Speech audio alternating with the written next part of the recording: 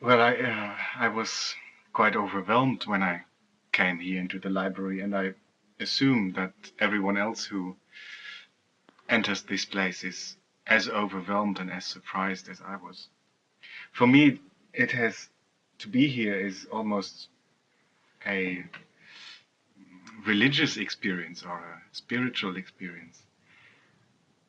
I have to think immediately of of the sacred part of a temple or so, which is closed to the public and where only priests can enter and only they know what happens here and only they know the rules and the order and the law, so to speak, of this place. And obviously the priests of this place are the librarians, and you meet them everywhere, but we have the privilege to move in between them, and they are like ghosts. Sometimes they don't even seem to see you, whereas you feel as an intruder, but they accept you. The order of this place, for me, it's a library, so it's very much about order, and the order is a mystery to me. I learned that it is sorted by size, but even that criterion of order is not very accessible to the outsider. So there are those priests walking around who know the codes and the order, and who find things. And still, although no one comes here, there are those places like this here with flowers, and they are very well taken care of. Someone gives them water, someone plants them, someone puts them here. But for whom? No one can enter, besides the librarians themselves. So they somehow make this their space. It's not only that they know the order, but they also create niches of life in that quite silent and lifeless environment. And you find some little altars here and there with pictures of animals or film stars, or sometimes with a water kettle to prepare a cup of tea. So there are kind of little oases of life in this rather dusty environment, and they contrast that much with with the paper and with the wood and with the steel, um, that they give attention, which makes it exciting to walk through it.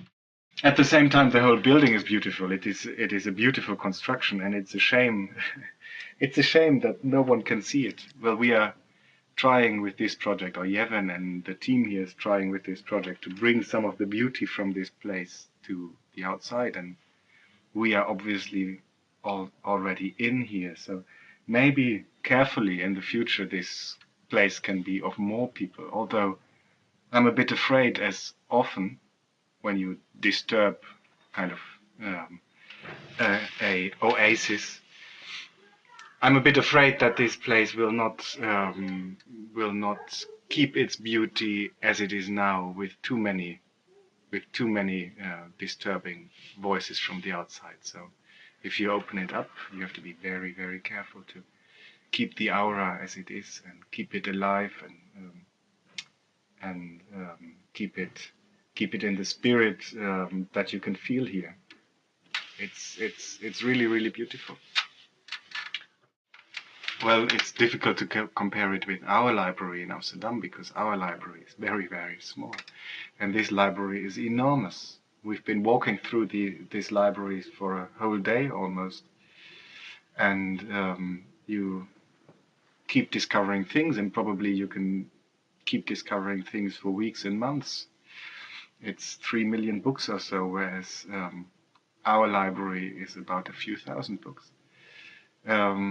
But the theme of accessibility and of getting in and using it is something that counts also for us in Amsterdam, and probably for every library. We have a friend and partner in Amsterdam, Rob Reinzeel, and he always says, you can find almost any book on Google Books. You Google it, and you'll find it.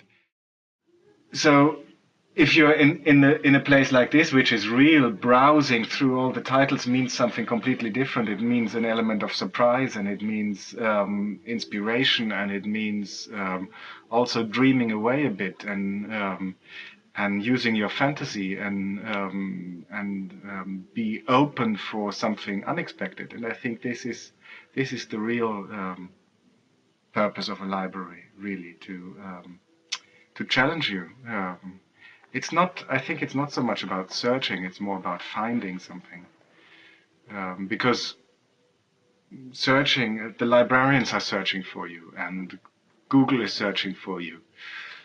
But I think the library offers you a possibility to find something you are not searching for, and I think that's something that probably or for sure connects our library and this library and many libraries in the world. That there are traces, and that there's an aura, and that there are so many lives lived in between the books, which is unique, I think, to any place, and you can feel that here also. There's so much spirit in here.